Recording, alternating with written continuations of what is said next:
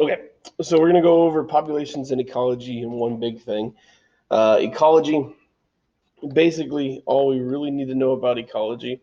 Ecology is the study of interactions between organisms and the living and non-living components of their environment. So whatever is affecting them throughout their living and non-living aspects, that is what ecology actually studies.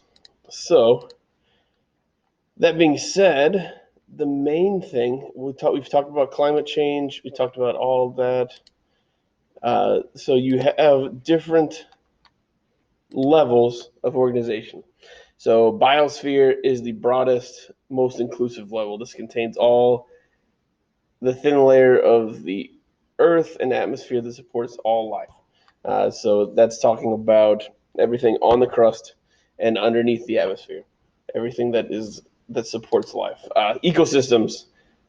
So this is a smaller level of the biosystem. This includes all of the organisms and non-living environmental funds found in this particular zone. So talking about the water, talking about the organisms in the water, like so in a pond, talking about the sunlight, anything that gives the energy to the area. So when we go from there, we talk about a community. This is the interacting organisms in an area. So this is all organisms that are living in the area. So that is from the bacteria to the predators to the prey to the plants. Population is all members of the same species that live in this area. And then the organism is the simplest level. That is one organism that is living in that environment. That's basically what I want to talk about when it comes to ecology.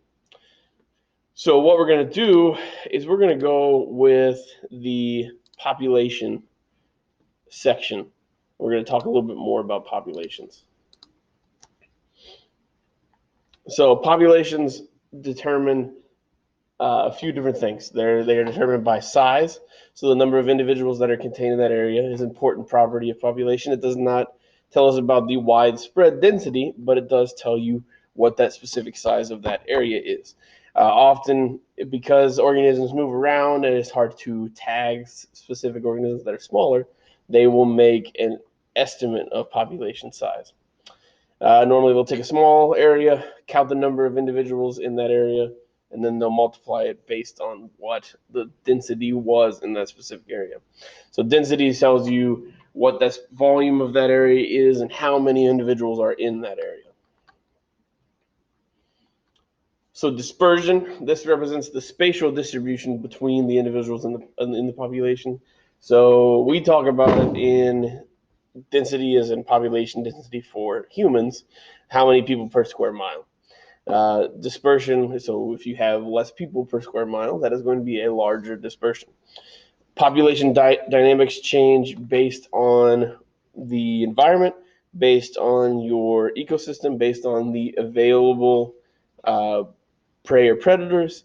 Birth rate is a viewpoint of how population dynamics can change. If your birth rate is higher than your death rate, then of course, or mortality rate, this will be a rise in population. Opposite is true if the death rate is higher than your birth rate. Life expectancy is how long an average individual will live. So age structure is the distribution of individuals of different ages in the population. So population, of course, can be what we think about first with population of humans in a specific area, or it can be the number of rabbits in your backyard, or it could be the number of dogs you have in your house, or the number of dogs that are in the area at large. So patterns of mortality, this is how they die. So how death rates tend to conform based on a graph. So you have three types. Type 1, likelihood of dying young. So this would be how rapidly a organism gets older. So type 2 is there is no greater or less likely time of dying during their lifetime. So that would be a bird. And type 3, if an individual survives when they are young, they have a good likelihood of living to old age. So no outside factors that are going to kill you at a young age. So growth rate, is the measure of how the population changes over time. Immigration is the movement of population into the population, and immigration is the movement out of a population. Growth rate, death rate is birth rate minus death rate. So pretty simple. Your birth rate's higher than your death rate, you have a growth rate. So most options, you will have a per capita, most often in thousands in intervals. So exponential model. This shows rapid growth. So as your population will grow, you have the likelihood that it will exponentially grow faster, meaning that if your population gets bigger, the number of individuals that are mating are going to get larger as well. And then as they get larger, you're going to see a much higher growth. A lot of times this happens after a catastrophe with humans. So, like after World War II, we had a large growth called the baby boomer generation. Less people were dying. You have more people coming back from war and getting families. Families are growing, so then you have even more growth based on the number of individuals that are coming of age. So the model works in short, rare conditions. It cannot maintain growth. If you have an exponential model and there is not some sort of event to stop it, it will cause overuse of materials, whether those materials be food, shelter, or any kind of way to get energy. You are going to overuse those, and that will cause an exponential death. So an exponential death rate. Limiting factors are things that will stop the population to continue growing. Logistic model. So this builds an exponential model by introducing limiting factors. So carrying capacity, this is the number of individuals that can in a particular environment can support over a long period of time.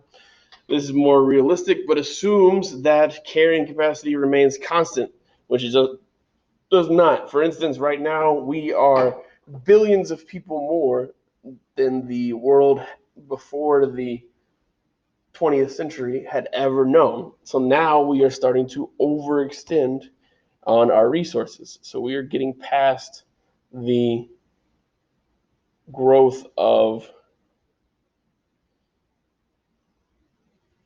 we're getting past where we are able to continue those limiting factors. From 500,000 to 10,000 years ago, human population was very slow. We were hunter-gatherers. As soon as we started agriculture started to increase much faster because we had a constant source of food. Human population grew from about 2 million people on the planet to around 170 million 2,000 years ago. So we're talking about close to, in a 2,000 year span, we had a huge exponential growth. So the population explosion, although the population increased dramatically during the first 8,000 years, development of agriculture and population continued to increase dramatically during the Middle Ages. You see better sanitation, hygiene, and healthcare will continue to decline our death rates. So that means we're having people live longer, having more children. Those children are living longer, living past infancy, because infancy death rate was a very tough problem to deal with before healthcare was so much better. And as they get older, they're having their children of their own, and their children are surviving. So during the 19th century, these medical practices are helping us grow. That's great because we're the dominant species on Earth, but the population grow today. In developed countries, growth rates are flat and even decreasing, but underdeveloped countries, growth rates are still growing. So even because of this, you're still having a larger exponential growth. Over the last 100 years, we've had a population double. So think of going back to this, you see in the first 8,000 years, you have a large growth of between 2 million to 170 million. But we're talking about over the last 100 years, we're going from a billion to almost 8 billion. It's crazy how fast we are growing as a human population. But think about how everything starts. So we've gone over the origins of life, how it started from these single cell prokaryotes to the exponential growth of humankind, and how we today are able to live with each other with this large population. You can tell based on the pandemic that we've had in 2020 that limiting factors such as shelter, food, and population are going to start causing trouble considering what the pandemic is doing. For instance, we have the ability and we're working on ways to stop the death rate from the current pandemic, and the medical practices are helping this population stay strong. But environmentally, we are going to come to an impasse at some point. So think about that as you go through your quiz today. Remember, this is it. You have the quiz today, finish that, and then you can go on to your final test. All right. I hope you have learned a little bit about your biological origins and everything. Let me know what you think. If you have need any help, please let somebody know. And good luck on your test. It's been a pleasure teaching you.